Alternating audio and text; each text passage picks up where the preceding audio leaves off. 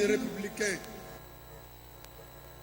l'homme que vous avez choisi pour être votre candidat à la prochaine élection présidentielle, je le connais bien. Je l'ai rencontré il y a 41 ans, jour pour jour, à l'université de Pennsylvanie aux États-Unis. Alassane Dramane Ouattara est un homme bon, un homme de bien. Il voue un amour indescriptible à ses parents, à sa mère, que Dieu ait pitié de son âme, à ses enfants, à ses frères, et bien sûr à sa charmante épouse Dominique Ouattara. Alassane est tolérant. Il ne connaît ni la haine, ni la rancœur, ni la méchanceté. Il est toujours prêt à aider son prochain. Je pourrais vous citer 1000 exemples où Alassane s'est entièrement donné pour venir au secours de l'autre. Masha'Allah.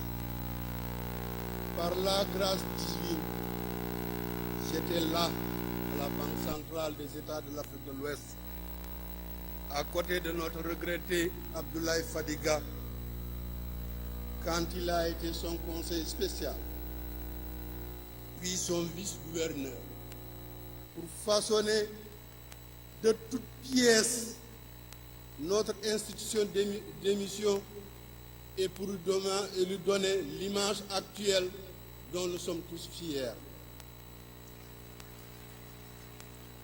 J'étais là aussi à son premier retour de Washington, appelé par le président Félix Houphouët-Boigny pour occuper le poste de gouverneur laissé vacant par la disparition prématurée d'Abdoulaye Fadiga. Et tout à l'heure, M. Amadou Gon Coulibaly rappelé, c'est pendant cette période, bien avant de venir à Abidjan, que Alassane a su faire face efficacement à la crise bancaire qu'a connue notre union monétaire, cette crise qui a été caractérisée, entre autres, par la disparition de nombreuses banques au Bénin, ici en Côte d'Ivoire et au Sénégal. Et c'est aussi avec la bénédiction, certes, des présidents Félix Houphouët-Boigny, Abdou Diouf, que notre ami Alassane Ouattara a jeté les bases de l'édifice de notre union économique et monétaire. J'étais là aussi quand le président de la Côte d'Ivoire a fait appel à lui pour diriger ce fameux comité interministériel dont Gon Coulibaly a parlé tout à l'heure. J'étais là enfin à Washington.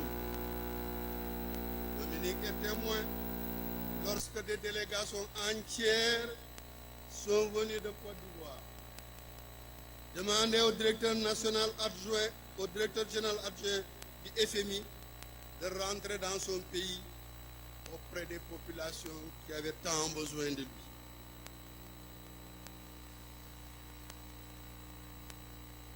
Mesdames, Messieurs les Républicains, Alassane Dramane Ouattara a répondu à votre appel en laissant tout derrière lui, à la grande surprise de l'ensemble de ses collègues de Washington. Il faut achever le travail qui vous a tant coûté. Dieu, le Tout-Puissant, nous fait subir une épreuve avant de nous récompenser. Rappelez-vous seulement l'histoire des prophètes, 3 parmi eux, Moussa, Isa ibn Mariam, ou Jésus-Christ pour nos amis chrétiens. Mohammed Rasulullah ibn Abdullah, Dieu les a choisis parmi les hommes pour leur confier une mission sur terre. Et pourtant, il leur a fait subir des épreuves, quelquefois au péril de leur vie. Alassane Dramane Ouattara est aujourd'hui votre porte-drapeau pour la victoire, mesdames, messieurs les républicains, pour l'assaut final. Il faut vous mobiliser massivement.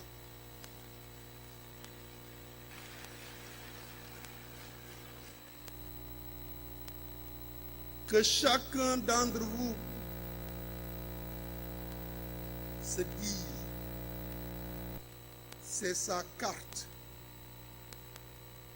Et sa seule carte, comme si c'est sa seule carte qu'il a, qui doit élire le prochain président de la République.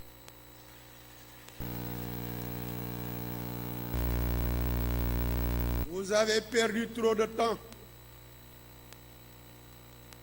Et comme vous le savez tous, l'environnement mondial actuel est caractérisé par des fluctuations erratiques, fréquentes et toujours néfastes à nos jeunes économies. Dans un tel contexte, chers amis, Alassane Dramane Ouattara est une chance pour la Côte d'Ivoire.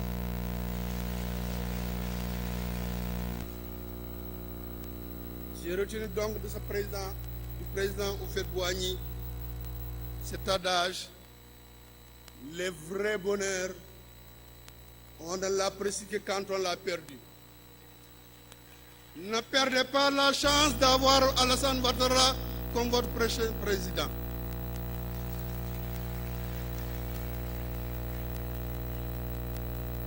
Bien sûr, il appartiendra toujours aux Ivoiriennes et aux Ivoiriens de dire ce qu'ils veulent faire de leur pays et quel capitaine ils veulent pour conduire leur bateau.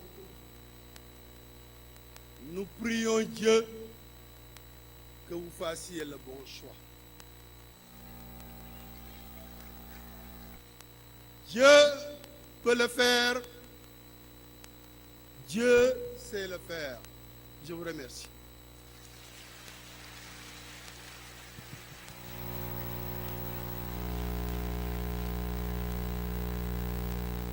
Monsieur Djibril Sako, qui est arrivé du Sénégal natal et qui nous parlait justement de son amitié avec le docteur, amitié tissée depuis les États-Unis, depuis la Pennsylvanie, où ils étaient jeunes étudiants avec plein de rêves et d'espoirs pour construire une Afrique nouvelle. Et ces rêves et ces espoirs sont toujours ceux qui